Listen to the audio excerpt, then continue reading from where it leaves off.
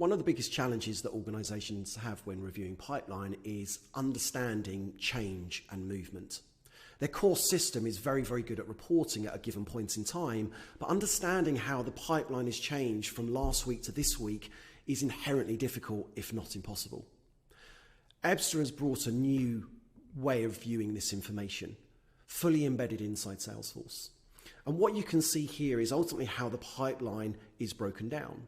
Now, you can choose to view this reading left to right, or you may choose to view this reading right to left. And by that, I mean you can look at your open pipeline and see how that's changed since last week. You might want to look at the deals that are in commit and see how that's changed. Or you might simply want to look at the opportunities that have trended up to understand ultimately where they've come from. As a sales leader with a keen eye on actually delivering the number for the business, the reality is that you want to understand how your commit is sitting compared to this time last week.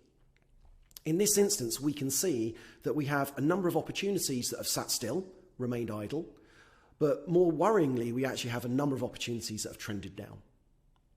Our job is to deliver the number that we've promised to the business. Therefore, we need to understand exactly what those opportunities are, who they sit with, and what we need to do to get those deals back on track. Conversely, if you've got any shortfall in your number and you've got to find an extra 200, 500 million pounds for the period, well, you might choose to look at the opportunities that have got positive momentum and really double down on those. Ultimately, any business only has a finite amount of resource. Therefore, you want to point that resource in the right direction towards the right opportunities. Understanding how your pipeline is moving week on week is incredibly powerful, and it allows you to focus in the right areas to deliver the best possible outcome. By simply looking at a static report, there's no way to understand how to achieve that.